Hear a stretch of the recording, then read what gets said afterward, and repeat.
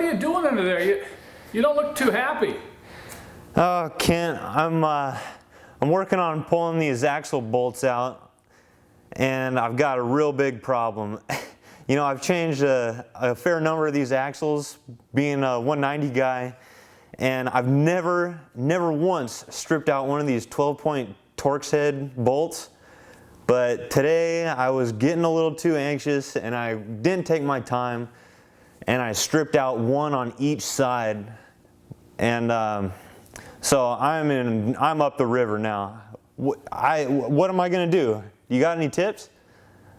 Could you explain a little bit better what you mean by stripping out the bolts? Yeah, I guess stripping really isn't the right word, but if you look up here, you can see inside this bolt head where actually what happened is I didn't clean the dirt out before I put the bit in there. So the bit wasn't able to seat all the way, and the bit spun inside the bolt head. And if you can see here, this is the bit I was using, and it actually has a bevel on the end which doesn't allow the the bit to sit fully into the bolt head. So that's another little issue we can look at. If I just grind some off the end of this bit, it's going to get a little bit more bite and be less likely to strip. All right, Ken, so I figured out why I had problems in the first place, and I went around and cleaned out all the rest of the bolt heads, so I don't think I'll have any more problems getting the other 10 out. But I was wondering if you have any tips for getting those 2 bolts that I rounded the heads out, because those are going to be a real challenge. Well, it's great to hear, Ari, you're on the right track. I see you went ahead and ground this 12-point star bit off so it has a very sharp edge. And that's really important. A lot of these bits will have, like you said, they'll be rounded and they're not going all the way down and seating into the bottom of the head bolt. Now notice these are different. This isn't a Torx. Here's your Torx bit here. So you want to be careful. Don't try to use a Torx bit on those axle bolts. You want to use that 12-point star bit. These are used in just a very few places on Mercedes-Benz. Now the principles I'm going to talk about are the same with the 12-point star bolt, a Torx head bolt, or the hex head bolt that you see here. And in the next scene I'm going to share with you 3 things that you should do when you're fighting to get these bolts off where you have rounded out the inside of the heads. The first thing you want to do is you want to shock the heads of these bolts.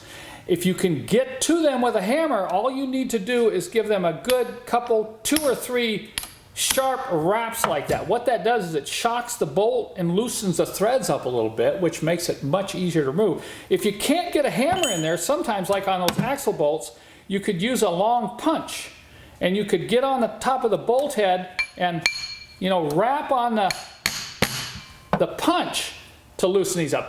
This is really a cool tip. I learned this back in the old days working on motorcycles, where you had a lot of Allen or hex head bolts holding the case of engines together, and you did not want to round these out.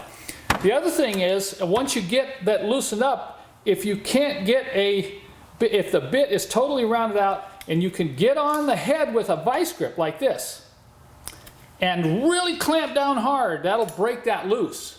And once you break it loose, then you could probably get the hex bit in there to remove it the rest of the way. One thing, if you're using a vice grip, you need one that has very, very sharp teeth like this one here. Not one that's old and been used a lot, or it will slip on the head of these type of bolts.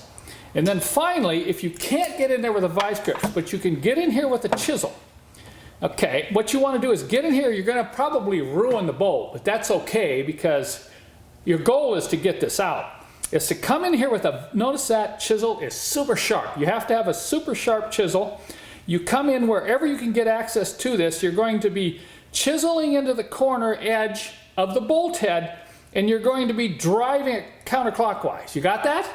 So as I hammer in that chisel till it grips the side, and then I slowly tip the chisel and I start hammering, and eventually the bolt will loosen up. So now that you've seen those tips, Ari, I want you to get back under there and see which one will work for you to get those 2 remaining bolts out. Rolling. Hey Ari, have you had any success getting those bolts out yet? Yeah, actually I did. On the first one I rounded out, I was able to use this bit, and like we showed, I ground the bevel off a little. It was able to give me enough bite. I used the big breaker bar here, and I was just able to crack that thing loose without any problems, and so that went really good. Now on the other side, it was a little tougher, and the inside was even more rounded out. So I decided to try the vice grip method, and I was really fighting that thing, just pushing, and it had a pretty good grip, but it finally slipped and it wasn't enough.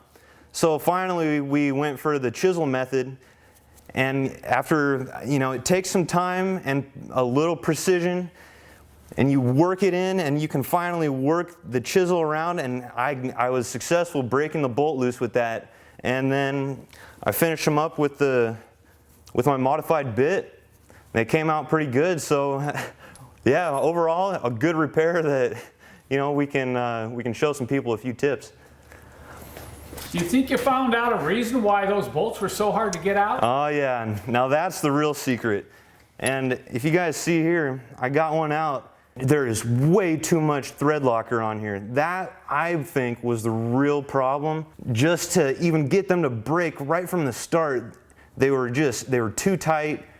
The thread locker was giving us a struggle the whole time. So when you guys go to reinstall these, just remember you only need a drop of Loctite. We see that a lot where people get the whole thing coated and it's just too much. So just a drop of Loctite, and you'll be good to go. Okay, so you're pretty happy. What are your final comments? Final comments are, well, I don't think I could have done this job without a few extra tips, because I got myself into a little bit of a pickle at the start. But yeah, thanks to Kent showing me a few simple ways around my problem, I was able to get them out, and we're ready to rock and roll.